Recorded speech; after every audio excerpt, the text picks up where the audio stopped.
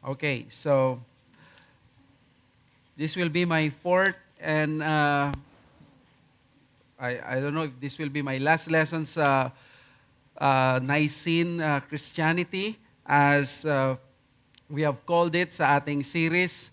Hindi lamang yan, Lord willing, we hope na matapos natin to on time so that we can have time for Q&A. We did not have yung mga uh, question and answers natin, yung mga conversations or dialogues about the series na pinag-aaralan natin, especially last Sunday. At naiwan itong lesson na halos kaunti na lamang because it is very related sa pinag-aralan nating monogenes, which is the doctrine of the eternal generation of the Son. So, what we are trying to study ay ipepeg natin yung ating mga lectures sa mga kakaibang words para sa atin, which is nung first yung Nicaea and then Constantinople, and then last week monogenes, and then ngayon is homoousios. Lord willing, next Sunday, yung in-invite kong speaker will talk about filioque. And we hope na maging magandang pag-aaral yon sa inyo dito as you continue studying itong Trinity. Well, nagulat siguro yung marami sa atin when the Church of England announced yung kanilang changes, and that rocked actually yung buong Protestant world because after 400 years ay in-appoint yung first female na Archbishop ng Canterbury. Ang Archbishop of Canterbury ay ang equivalent na parang Santo Papa or Pope, Bishop of Rome pagdating sa Anglican Church. Si Archbishop Sarah Mullally ang siyang itinalaga ngayon na pinaka-head ng Anglicanism. Bagamat may mga independent Anglicans na katulad ng mga sila Matthew Barrett, ito ay kakaiba naman at nagre-represent sa state church ng England at ng mga iba pa na nagpapasakop sa kanila. Makikita natin dito yung pagde-depart sa historic position ng mga churches at ng mga denomination na considered na bastion ng orthodoxy. Ang Church of England, by its very existence, ay ang kanyang paniniwala ay ang 39 Articles, which is of course nakalagay doon ang very basic Orthodox at Calvinistic theology. Pero ngayon ay sumama na sa modernism, sa pagkakaroon ng babaeng leader sa iglesia. Not that we are against women, but we are against doon sa malinaw na pinagbabawal ng salita ng Diyos when it comes to roles. Isa sa hindi dapat natin nagayahin ay yung ginawa ng Church of England pagdating din sa orthodoxy natin, yung tinatawag nating Nicene Christianity na for 1,700 years ay naprotektahan niya ang theology ng Trinity at kailangan natin itong ipagpatuloy. Kaya mahalaga sa iglesia na hindi lamang tayo magkaroon ng understanding that we believe in the Trinity. We have to ask ourselves, do we understand and do we know what do we mean when we say Trinity? Baka marami sa atin naniniwala sa Trinity pero ang gamit pa rin ay yung mga analogy that were proven to be the analogies of the heretics nung mga unang panahon. Kaya ang nais natin is to have an informed congregation when it comes to the Trinity. We admit that whenever we study the Trinity, it is a doctrine na na-formulate natin because of different truths na makikita sa buong Bible, most especially sa New Testament. We admit and we concede that we are using extra biblical words, but our aim is actually to be able to teach and preserve the biblical teaching, not simply to chain ourselves sa paggamit lang ng mga biblical words. Yun kasi ang usual na sinasabi ng iba, bakit gumagamit kayo ng hindi biblical na salita? Well, we are willing to use non-biblical words in order to protect and to propagate ang biblical teaching. So if there is indeed that teaching na ang Father, ang Son, ang Holy Spirit, they are all one God, yet they are different, that is unity in Trinity and Trinity in unity, we believe that we are doing what God wants pagdating sa Scripture. So, tingnan natin sa ating pag-aaralan ngayon as we continue yung Nicene line na nandun na tayo sa huling line, the 9th line ng Nicene line. Sabi muna ng Hebrews 1:3, He is the radiance of the glory of God and the exact imprint of His nature, and He upholds the universe by the word of His power. After making purification for sins, He sat down at the right hand of the Majesty on high. So, dito, makikita natin yung word na imprint of His nature. Ito lamang ang word na makikita natin, or ito yung word na masasabi natin na very used ng mga Trinitarian theologians, yet makikita natin biblical word siya. Dito nakuha yung word na hypostasis because the Greek word of the word nature here is character, which means ang character is the very nature of God. At sa Latin is ginamit, or sa Greek is or character sa Greek, and then sa Latin is hypostasis, at ginamit ito na naging subsistence sa iba because there was a time na yung word na subsistence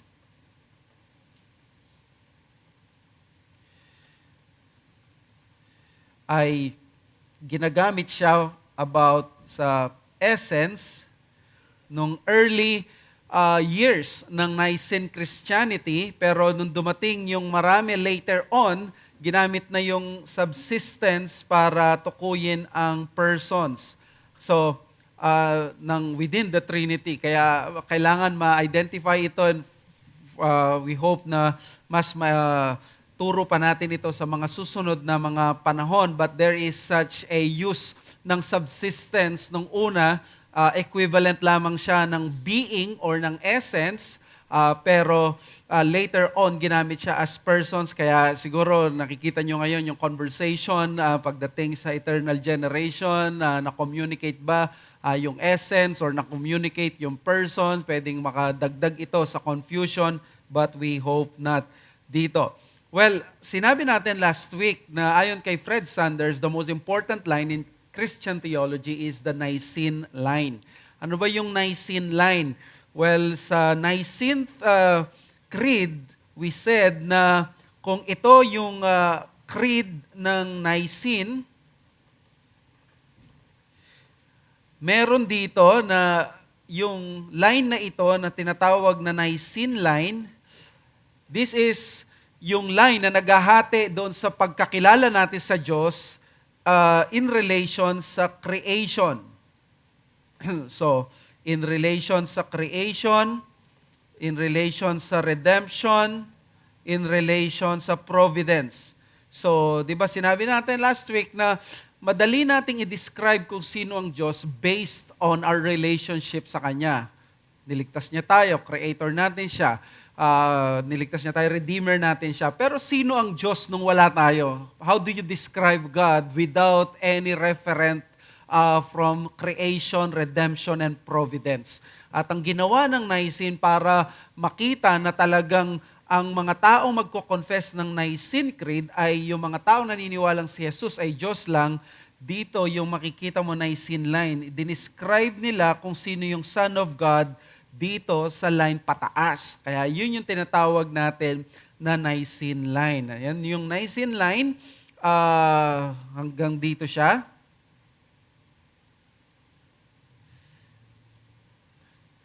Ayan. So, And in one, Lord Jesus Christ, the only Son of God. Well, ang Nicene Creed is basically Apostles' Creed, pero in-expand nila, dinagdagan nila ng ganitong patungkol sa sino ang Diyos without the reference ng creation and redemption. Basically, parang ganito lang din ang Apostles' Creed, pero they tried na maging malinaw sino ang Panginoong Yesus in relation sa Father na hindi pwedeng i-confess ng isang Arian. Si Arius pwede i-confess ang Apostles' Creed without any bothering sa kanyang conscience, pero ang Nicene Creed ng 381 hindi niya pwedeng i-recite.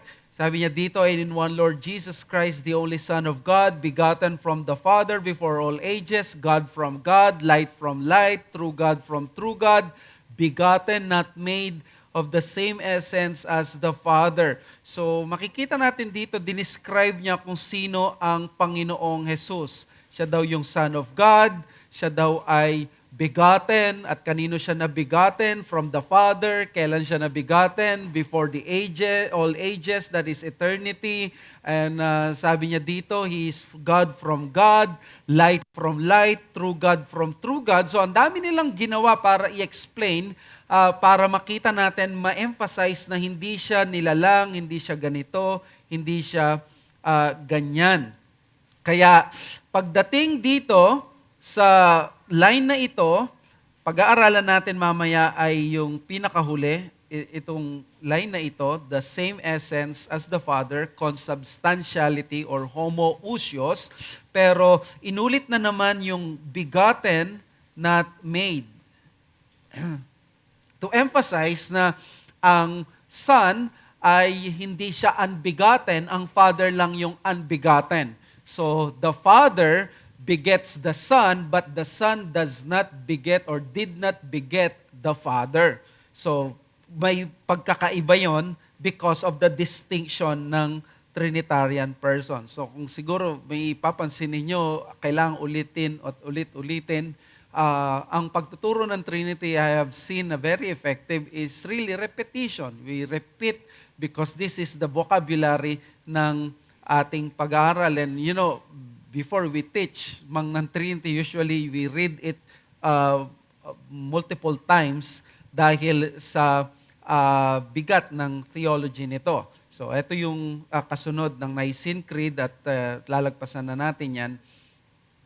Sinabi natin last week that it is the Nicene exposition about the Son's identity in His filial relation to the Father outside the economy of creation and redemption. And it masterfully discriminates the Arians' ambiguity tactic by creating a specific language on the eternal generation of the Son, which the Arians cannot confess. Hindi pwedeng i-confess ng mga Arians na si Jesus ay Diyos, pero hindi nila pwedeng i-confess that He is God, true God from true God. Because para sa kanila, Jesus meron mga tinatawag na adoptionist Christology na si Jesus, He was a created being, pero later on, because of His pleasure na binibigay sa Diyos Ama, He was promoted unto the deity region. So therefore, yun yung na-adopt na siya as the Son of God. So the Nicene Creed has become a bastion of orthodoxy because of its preservation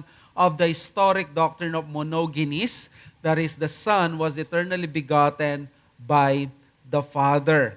At napakahalaga ng doktrinang ito, yung eternal generation, because it elevates our minds to high theology, yet it humbles down our hearts to true humility. Paano hindi ka ma-humble down? Because pag tinignan mo ang Trinitarian theology or yung Trinitarian creed, makikita mo yung kung sino yung Diyos even na wala ka. That God will perfectly exist kahit wala tayo dito sa mundo. At kahit hindi pa niya na plano yung creation, there is already God. At nandun yung kanyang perfect relationship within the Trinity. So, that's it. Now, let us proceed dito sa issue ng homoousios. which is actually a tale as old as time because there was a time na ginagamit na yung word na homoousios and then pinalitan siya ng homoousios and then binalik na homoousios. So I would like na maging mabilis yung ating pagpunta dito sa history na ito para maintindihan natin ano yung nangyari dito sa word na ito at ma-familiarize natin ang sarili natin. So meron tayong pag-aaralang tatlo. Number one, of course, the vocabulary. And then yung theology. And then history. So, vocabulary ng homoousios, the theology of homoousios, and the history of homoousios. First, the vocabulary. The most important and most debated word sa Nicene Creed is the word homoousios. Kikita nyo na, napapamiliarize nyo na, natitiis nyo na. Sa una parang very off siya sa atin pag nakita natin, pero later on, nasasanay na tayo, homoousios. And that is the intention ng lesson para masanay tayo sa mga words na ito. Hindi na magandang ihanapan ito ng translation sa Tagalog because yung minsan na inferiority or yung weakness, hindi pala inferiority, yung weakness ng isang donor language like Filipino and Tagalog, pag tinranslate mo or tinransliterate mo ang isang word na nandoon sa mayaman na language like English or Greek, minsan magkukulang. May nagtangka na Tagalogin yung eternal generation, yung pangwalang hanggang pagluluwal. Parang di tayo sanay or baka kung saan tayo mapunta sa ganong dito na lang kailangan yung mga pastor para ituro anong ibig sabihin whenever we say eternal generation or monogenes o kaya naman itong word na ito, homoousios. Well, obviously, this is a compound word na may dalawang root, which is the word homo or homos, that is same, and then yung word na ousia, yun yung word na essence. Ousia, that is essence, that is yung being or yung nature. Kaya, pag sinabi mo na homoousios, that is basically one substance or same substance, kaya same essence, substance, pero mahalagang word dyan is the word same. Because mamaya, makikita mo, hindi pwedeng gamitin yung word na similar because ang same at ang similar ay pag ginamit sa Greek or sa ating language ay maaaring magbago ang kahulugan. Pwede mong sabihin na same substance ito, pero pag sinabing similar substance, medyo merong parang latitude ng difference doon sa substance. Kaya ang gagamitin natin yung word na homo, that is same, isa. Now, ang Nicene Creed, ginamit niya yung word na homoousios, ang sinabi niya that the Son is of the same essence as the Father. Pareho na substance with the Father. Anong ibig sabihin nito? Kung ano yung pagka-Diyos ng Ama, yun din ang pagka-Diyos ng anak. At doon sa ginawa natin na formula or table or hindi pala table or analogy, yung sinabi nating true God from true God. So, ito yon at ito yung true God, and then may pinanggalingan yung true God that is called generation. So, may pinanggalingan ang true God at yun yung from true God, pero dahil may word na from, that means ang true God na ito ay iba doon sa true God na pinanggalingan niya. Dahil merong word na from. So therefore, sinasabi niya na dahil ito ay true God, ito rin ay true God, it's the same substance. So para sa akin, itong dalawang ito, they speak of the same substance, pero yung word na from, it establishes that there is a difference or differentiation mula dun sa from true God at sa true God na nagkaroon ng generation ng true God. Same substance pero because of from, iba ito, which is of course, pag nandito yung from is, we call this the Father. At ito naman is Son. Because we cannot say na pagbaligtad, that the Son begets the Father, mali yun.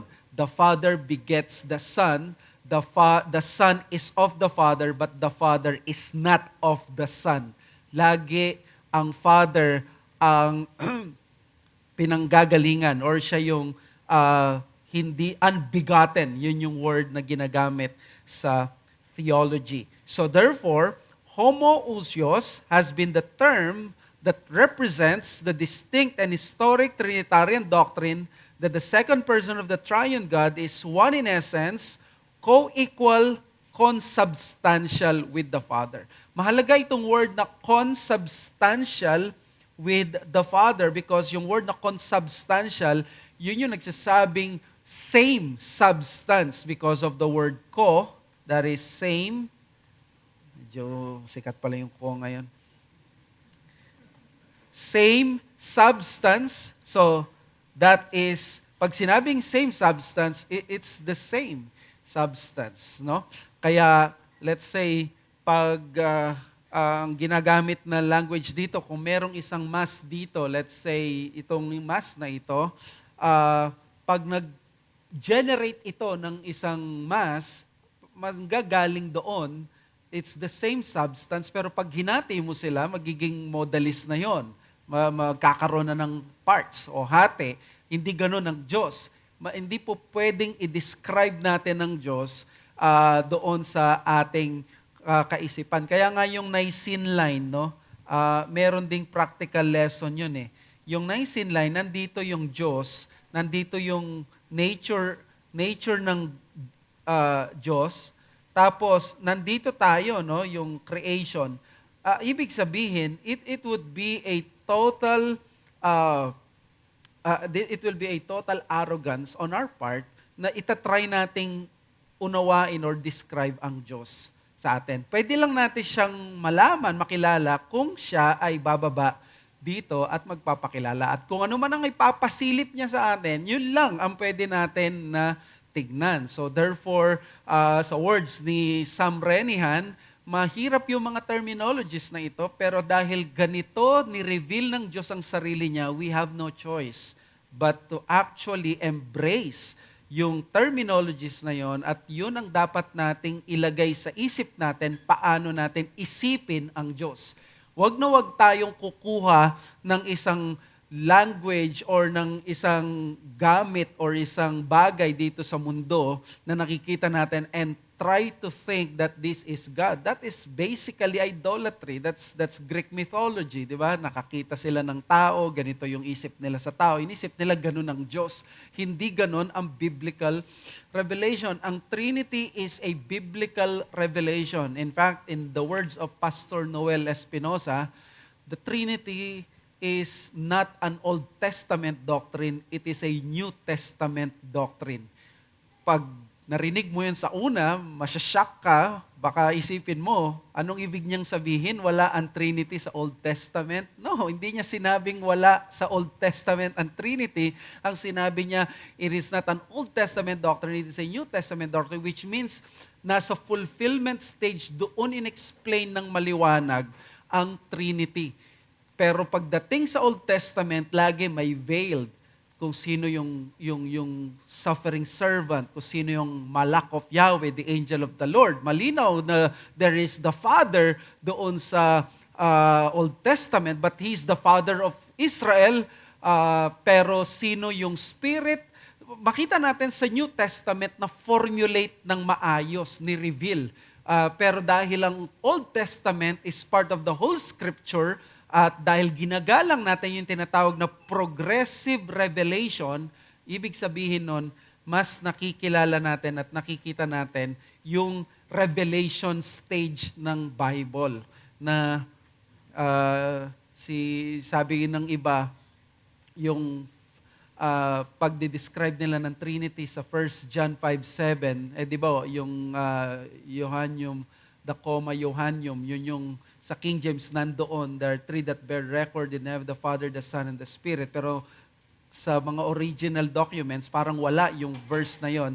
Sinabi nila, kung ang Trinity ay maghahanap sila ng word na nandoon, di sana ginamit na nila yon. But these church fathers, they tried na i-discuss ito at gumamit sila ng ganitong discussion and dialogues para lang ma-establish ang ganitong bagay para mas maging kahit papaano maintindihan natin ng konti ang nature ng Diyos.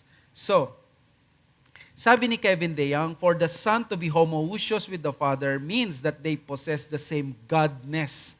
Whatever stuff goes into being God, or whatever attributes make God to be God, the Son is God in this way. So, sa language ng mga ibang Bible students, ito yung tinatawag na whatness of God, no? Ito yung yung substance ng Diyos. What is the whatness of God? Hindi yung howness, because yun yung nagiging issue ngayon, 'di ba? Paano nag-proceed or nag-generate yung Father, yung Son from the Father? Nandun na naka-establish na yung whatness, which is God from God, at kailangan nating i-emphasize yung word na Godness dito. Kung ano yung Father, yun yung Son. So the Second London Confession subscribed to the historic meaning of homoousios as part of the Orthodox teaching of the Holy Trinity. So pagdating sa theology, tingnan ninyo ang ginawa ng Second London, ng mga particular Baptist forefathers natin. They followed the Westminster Confession of Faith as evidence ng kanilang orthodox and soteriological unity. Di ba ang sinasabi nila, katulad nyo kami sa lahat except sa ecclesiology. So, para ipakita nila na sila'y pareho nila ng orthodoxy, ang Trinitarian theology ay yung Nicene Christianity ay in-embrace ng Second London Confession. So chapter 2, paragraph 3, in this divine and infinite being, there are three subsistences, the Father, the Word or Son, and Holy Spirit of one substance, power, and eternity, each having the whole divine essence, yet the essence undivided. The Father is of none, neither begotten nor proceeding. The Son is eternally begotten of the Father, the Holy Spirit proceeding from the Father, and the Son. So, ito yung sinasabi kanina na subsistences, na pagdating sa paragraph 3, which is the last paragraph, iba na yung meaning niya because doon sa first paragraph na subsistences ay ang ibig niya sabihin is the essence. Pero pagdating dito, there are three subsistences, there are three hypostases, there are three persons. Pero sabi niya, these three, they are one substance, power, and eternity, each having the whole divine essence, yet essence undivided. Pero alam nyo ba, pag tiningnan nyo ang Westminster Confession of Faith, kung ang language ng 1689 ay ganito karami, ang paragraph 3 ng Westminster ay hanggang dito lang. Halos 1/3 lang ng laman. Ang tanong, bakit hinabaan ng 1689 ang paragraph 3?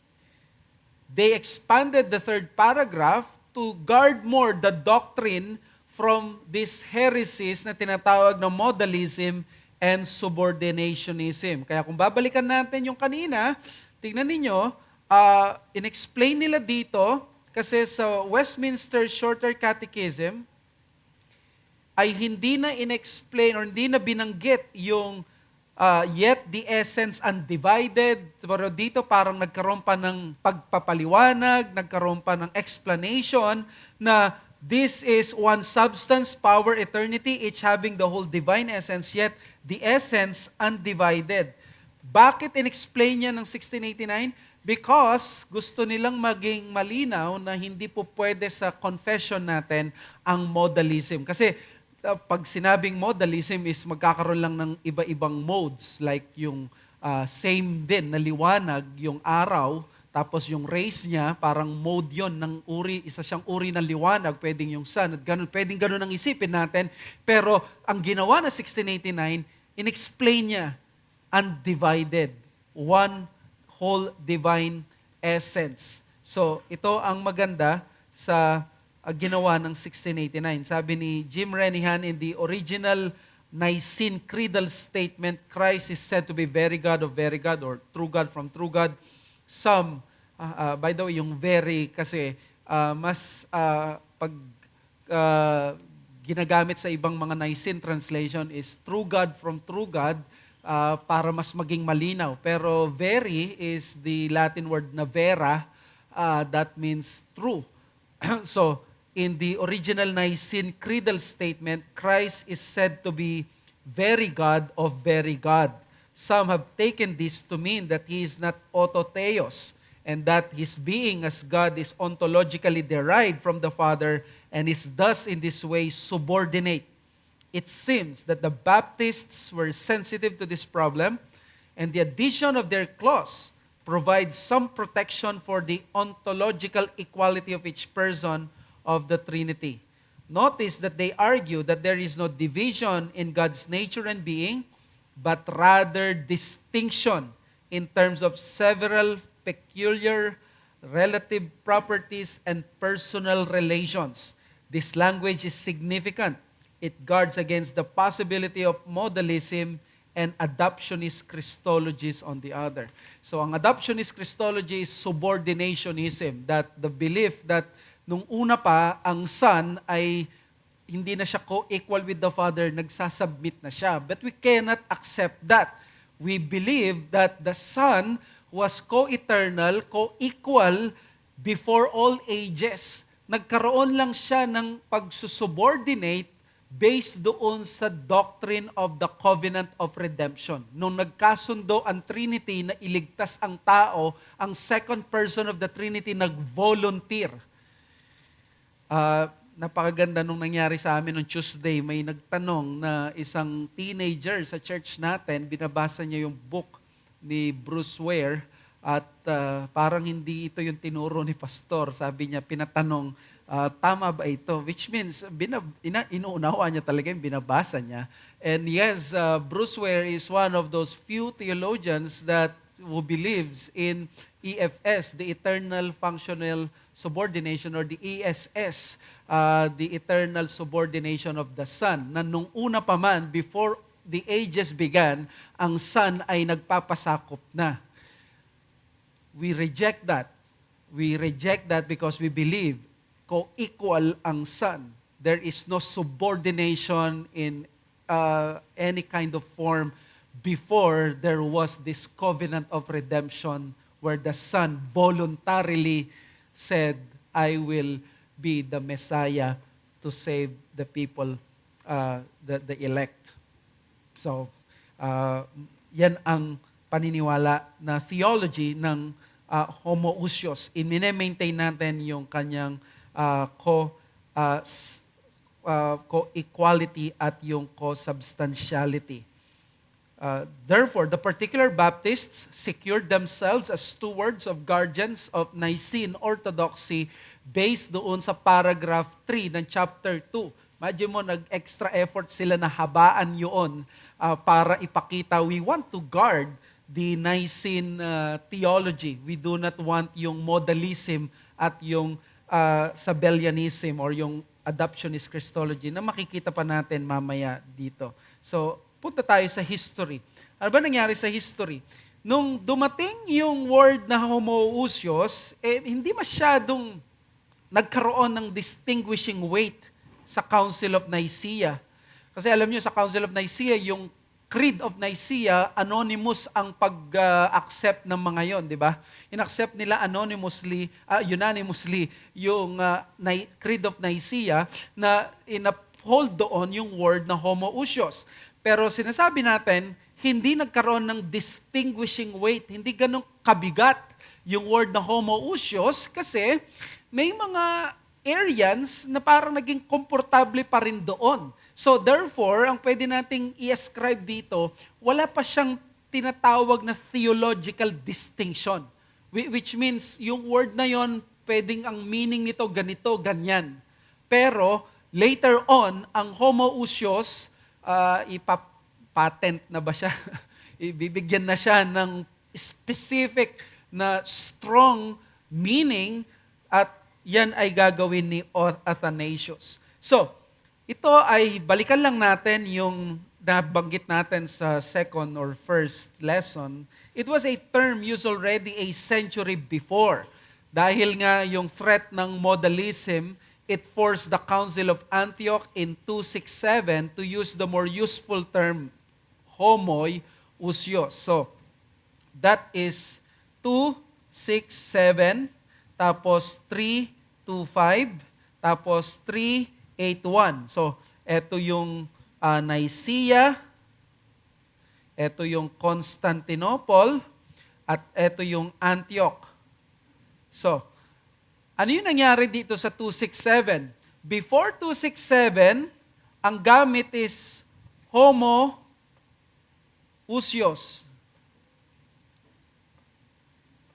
Teka muna.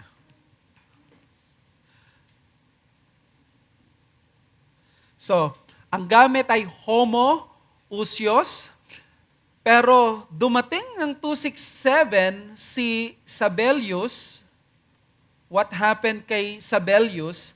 Dito na nga magkakaroon ng problema. Sabi ni Sabellius, homoousios, same substance. Nung sinabi niyang same substance, umagri itong si Sabellius, isa siyang teacher. Sabi ni Sabellius, ang Father at ang Son ay same substance. Pero dahil may difference sila, ang Father ay hindi Son, ang difference na yon ay tatawagin nating ano? Remember, hindi pa ginagamit yung word na hypostasis. Ang ginagamit na word dito ni Sabellius is yung word na mode.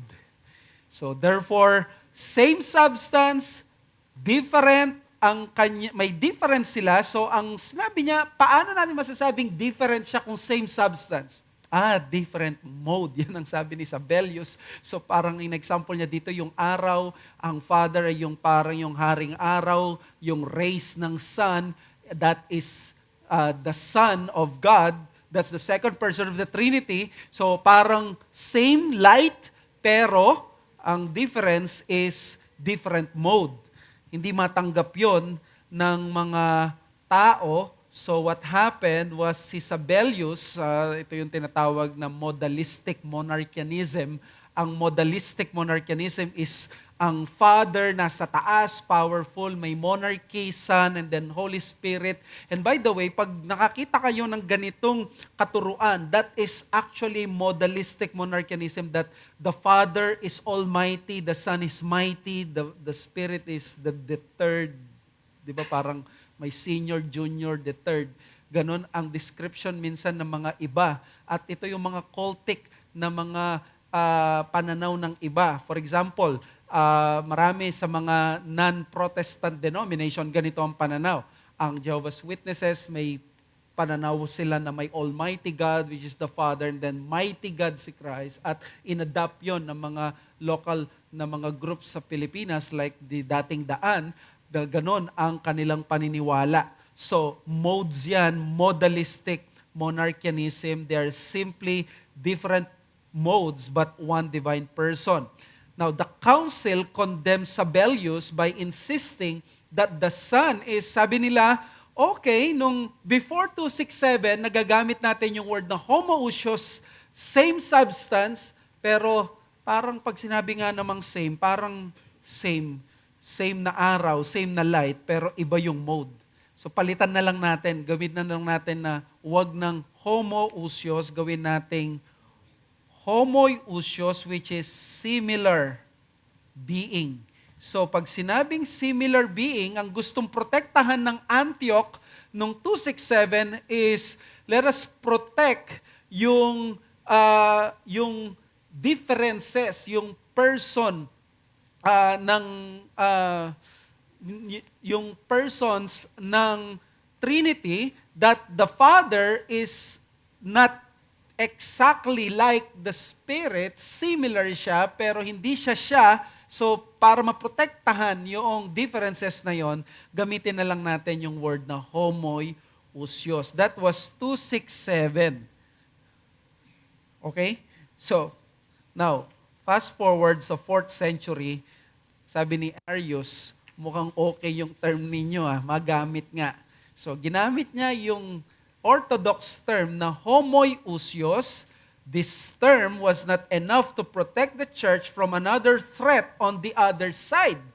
Kasi, naprotektahan ng homoiousios ang Christianity from modalism, that is modalistic monarchianism, pero, di ba, may yung hinahanap kasi nila dyan, yung daan na paano ba magiging safe yung Trinity.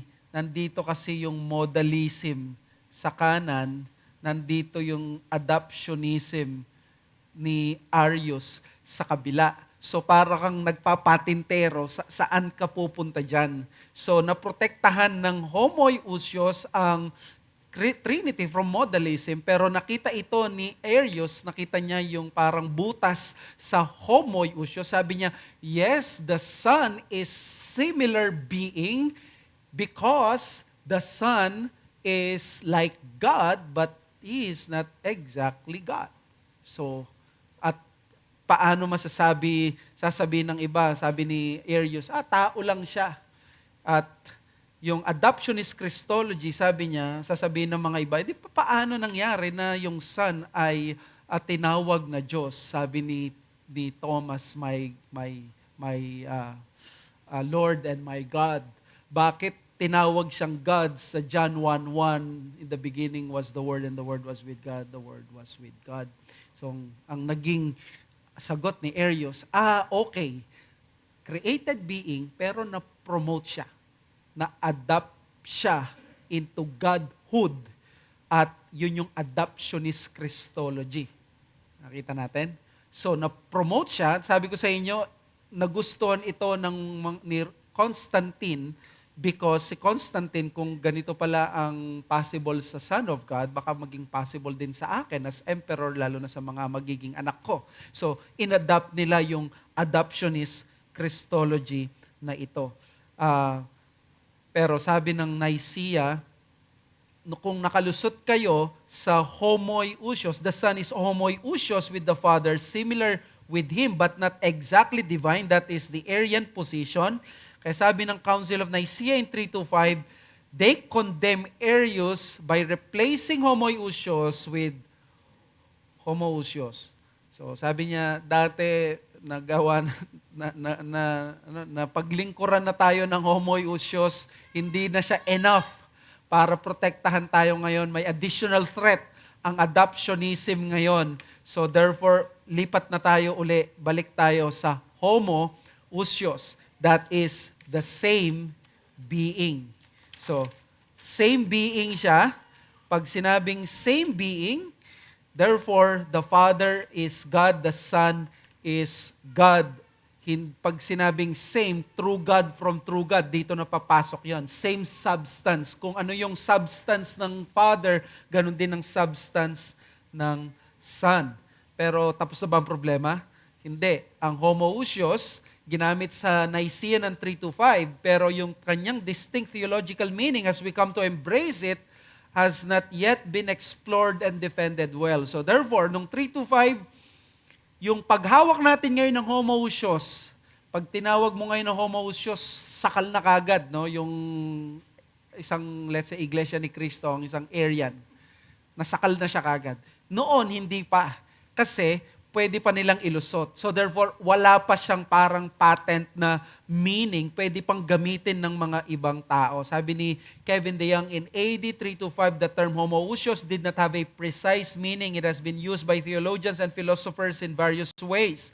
The word wasn't yet the key to anyone's theology. It was introduced at Nicaea because the bishops knew that Arius and his defenders would not accept it. Di nila i-accept yung kasi pag sinabi mong homoousios, pag ang ibig sabihin nito ay consubstantial sa Father, ay hindi na siya pupwede. Kasi sabi ni Arius, the Son is God and divine, but not co-equal and not consubstantial. Sabi ni Arius, the Father is not eternal or co-eternal or equally sufficient with the Father.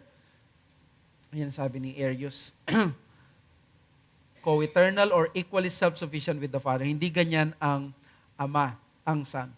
Robert Letham, the divine essence, being of the Word, is united by nature to His own Father.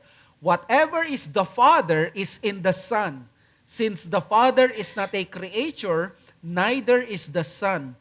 The will of the Father and the will of the Son are one, since they are indivisible. The Son is an exact seal of the Father. The triad is one and indivisible without degrees. There is no first, second, or third God.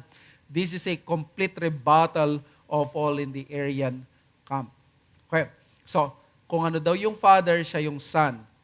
Whatever is in the Father is in the Son. Kaya alam nyo, mga kapatid, sasabihin ng iba, hindi, Father siya yung nagbebigit. So, kahit wala yung Son, kaya pwede na nandun ang Father. Mali. Hindi ganun ang eternal generation ng Son.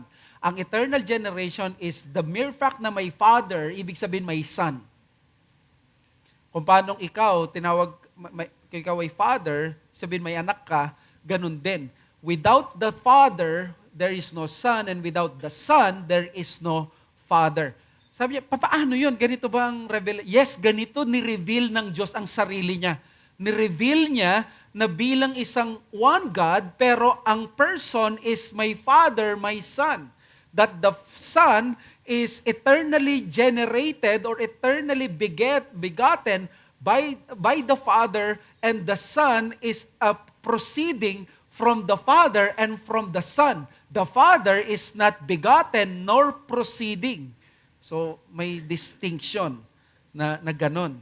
Sabi ko nga sa inyo, kailangan ma-memorize natin yon para isang araw, tawagin nyo man ako bago kayo mag-expire sa mundong ito, at least may recite ninyo yon, and then we can let you go in this land of the dead. So, ang situation from Kevin DeYoung, 4 theological parties in Nicaea arguing the consubstantiality of the Son with the Father. Nung nandun sila sa Nicaea, ito yung nangyari. There were, number 1 group, Party A, strongly affirming that the Son and the Father are homoousios, one in essence. So these are the, parang yung paniniwala natin, just as Nicaea affirmed. So this homoousian party believed that the Son shares God's nature. Yung ikalawa, preferring to say that the Son and the Father are homoios kat ousian.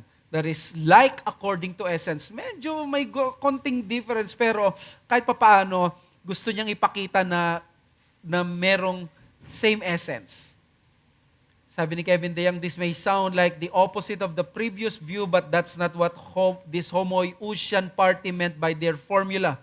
They believe that the Son is exactly like God. In a moment, we will see why they preferred like instead of same. So, that is the third.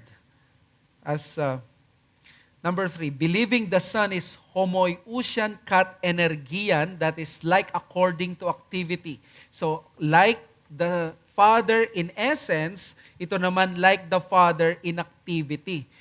Pag sinabi mong homoios kat energian, sinasabi mo hindi siya same substance, same lang ng action or yung gawa. The Son acts in the same way as God, but He's not God. Number 4, believing that the Son is heterousios. So ito departure na, different essence with the Father. Sabi ni DeYoung, the heterousian party did not accept that the Son possesses the same nature as God. So this is different.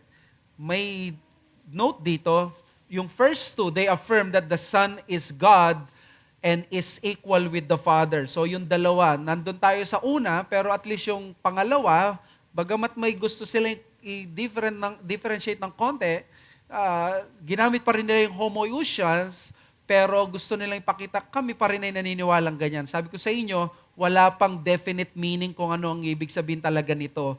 Kaya gagawa pa at mangyayari pa na magkakaroon pa ng, ito talaga yung definition ng homoousios at homoousios. So, the last two reject this by insisting that the Son and the Father are not equal. So, ang pwede lang dyan ay yung dalawa. So, syempre, ang kukunin natin yung una, the homoousios debate, sila'y nagtagumpay. was only settled when Athanasius came in 350 AD sa kanyang ginawang libro as its absolute champion by insisting that the term best protects the consubstantiality of the Son with the Father. So, nung AD 350 pa, 25 years pa later on, bago nagkaroon ng parang patented na meaning ang homoousios mula kay Athanasius. So dito na siya makikilala as the defender of the Trinity. Nakikilala na siya noon, pero by this time, he is the undisputed defender ng Orthodox Trinitarian theology.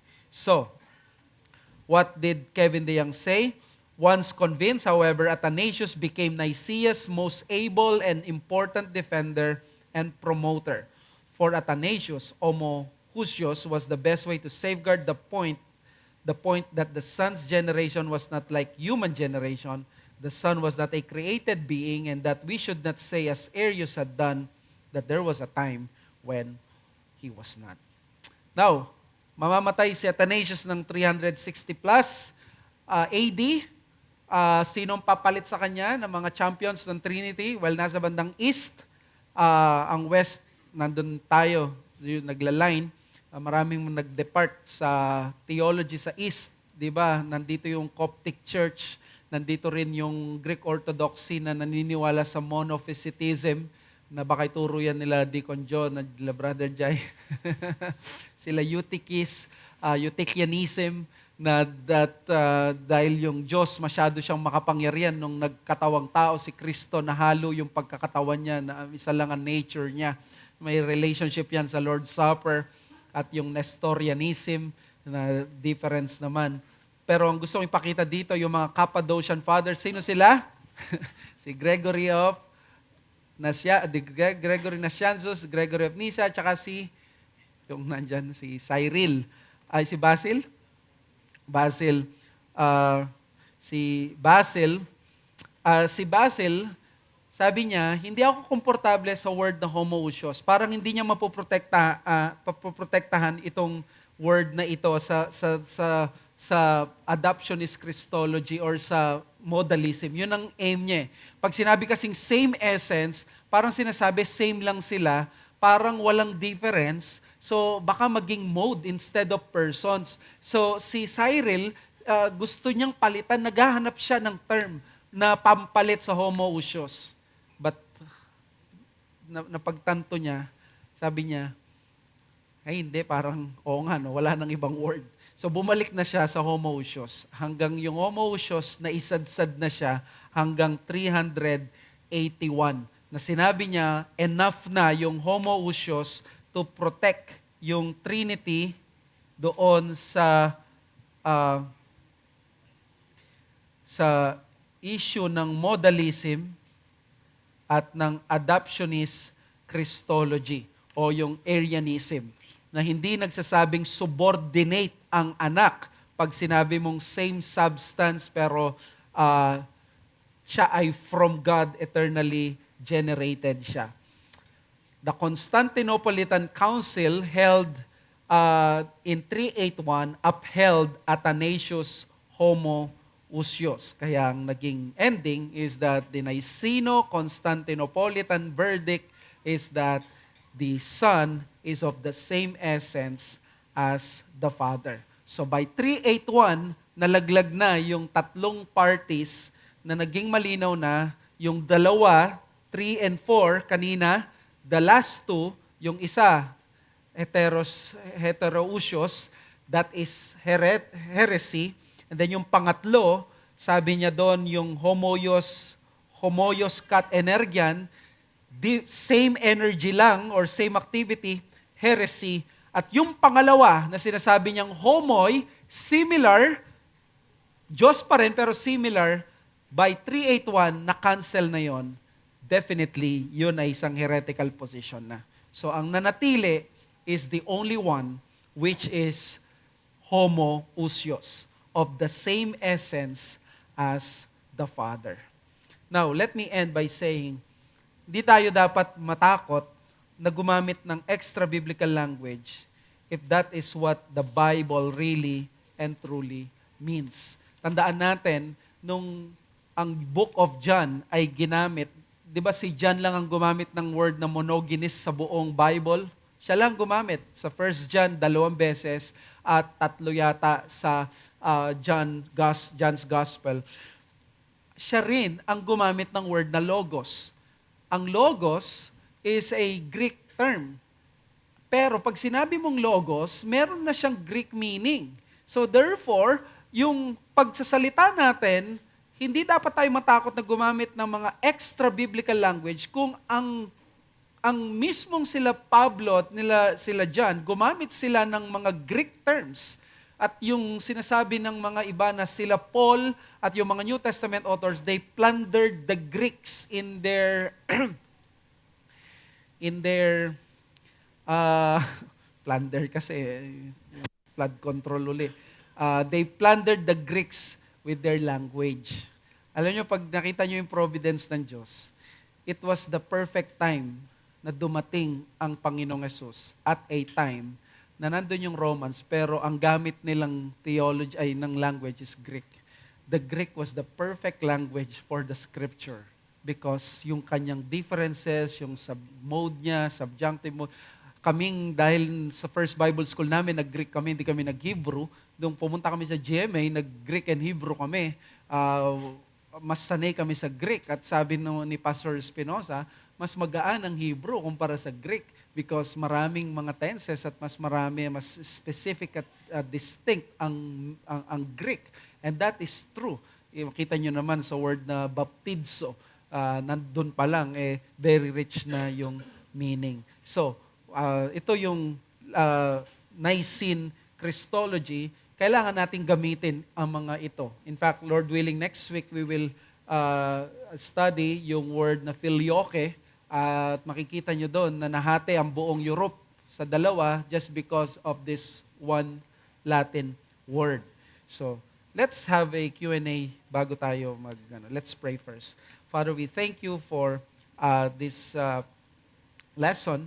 And we pray na kami ay patuloy na ma-enthrall, ma-amaze sa napakagandang theology ng meron kami na binikwit sa amin ng mga great theologians of the past.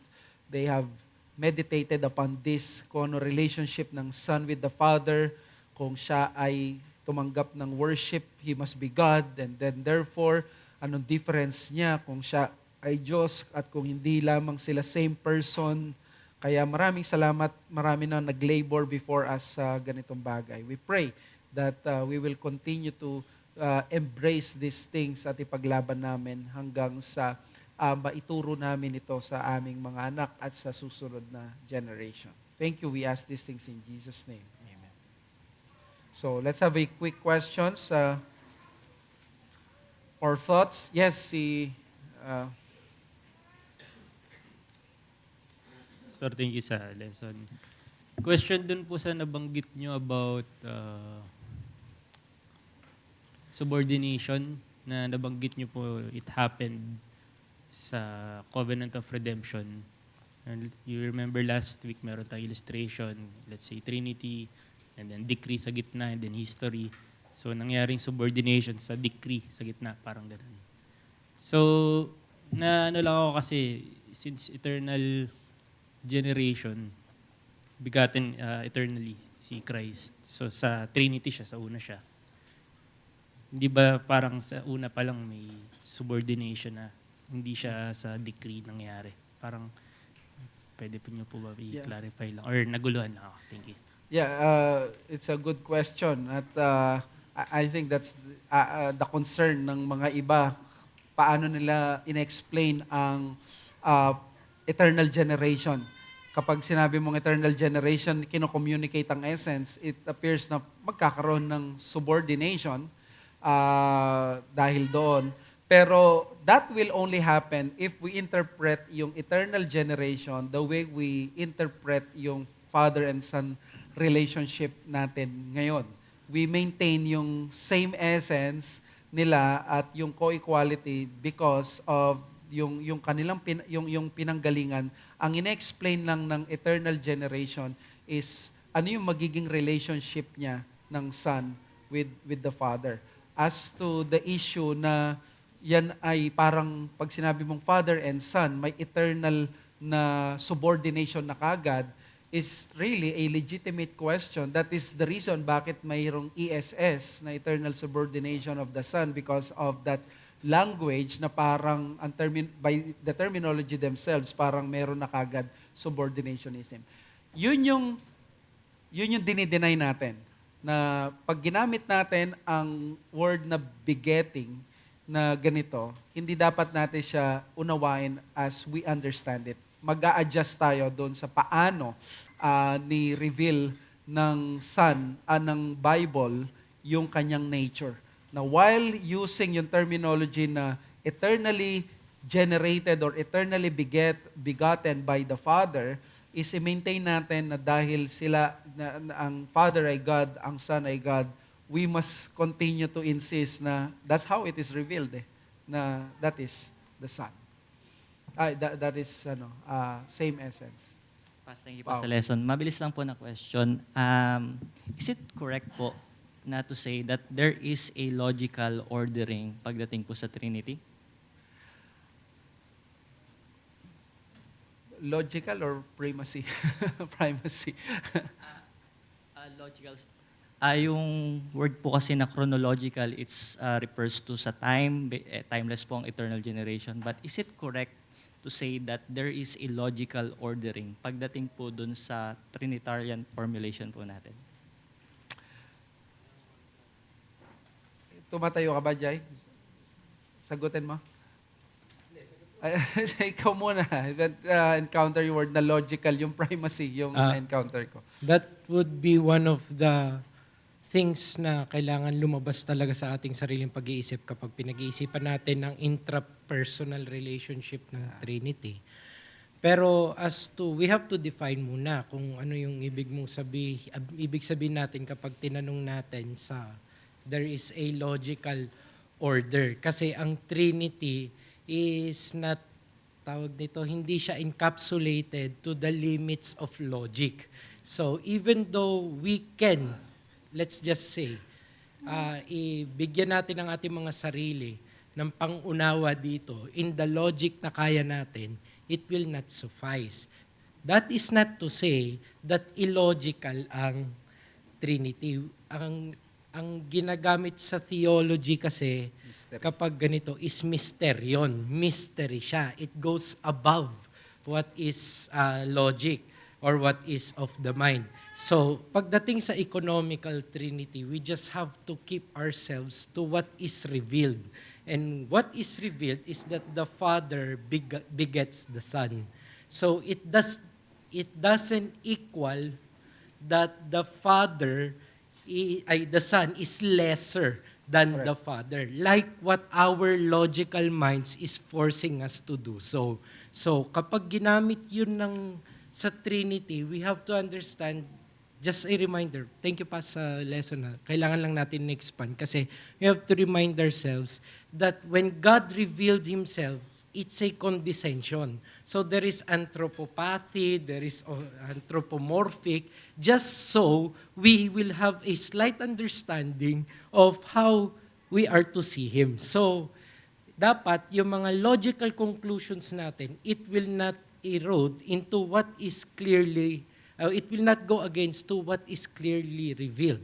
For example, we are tending to prone ourselves na the Holy Spirit is the lesser of the three persons, which we are not allowed by Scripture to do that. Although, logically, we could actually propound that because of the eternal procession din na nanggagaling siya. So, what I'm just trying to say is, we can fancy all of these things and in our calculations, let's just remind ourselves, these people, they did it too. They know the mathematical formulas. They know the implications. Pero they insisted of the homoousios kahit na may mga ganitong logical na sa kanila. Yeah, thank you. Very helpful, Jai.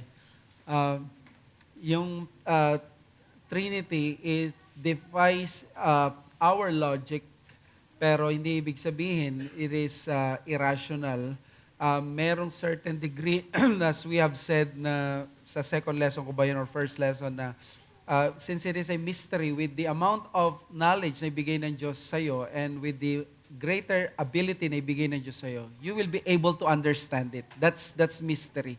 So, hindi natin pwedeng sabihin na contradictory ang lahat ng hindi natin naiintindihan. May mga bagay na hindi tayo naiintindihan, but they are perfectly existing and not contradicting, and they are not illogical, and they are not irrational, yet we cannot understand them because, ayun nga, mystery siya. And I agree na we are not allowed na pag-isipan yung Trinity in that way. Okay, so it's good. Siguro maganda, no, natin si Jai na explain niya ng ganyan. Pag nagturo na sila dito, ituloy nila yung Trinity this October. So that's 2 Sundays na nandyan sila na magtuturo. Isang Sunday si Jai, yung isang Sunday si John. So magpili na lang kayo kung ano, wag kayong mag-away kung about sa communication of properties, yun ang pag-ano nyo. Last na lang si Brother Rojo Hoven.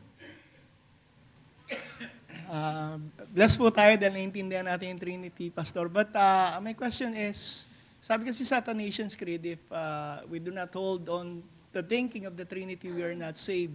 Paano yung mga churches na somehow they are in clear conscience, but they are in error in their understanding about the Trinity? For example, I have heard some Christians who are modalists, but they did not intended to be modalists. It just so happened it was not explained clearly to them. When they die, how do we view their salvation if they do not hold to the doctrinal view of the Trinity? Yeah, sa akin, I differentiate those people na ignorant or walang idea or they are just untaught kaysa doon sa mga teachers talaga that are adamant na sa pagtuturo nito that they understand it, na yung oneness, they really understand and they reject kung ano yung Trinity having studied it. So para sa akin, yun yung mga pwede kong sabihin na this is not a Christian, that person is not a Christian. But to those person na untaught at mga ignorant, I do not automatically say na gano'n. At I agree with you na baka hindi lang sila naturuan, kailangan lang sila maturuan. Okay? So, dismiss na muna tayo. We will have an extension sa break natin. Mamaya na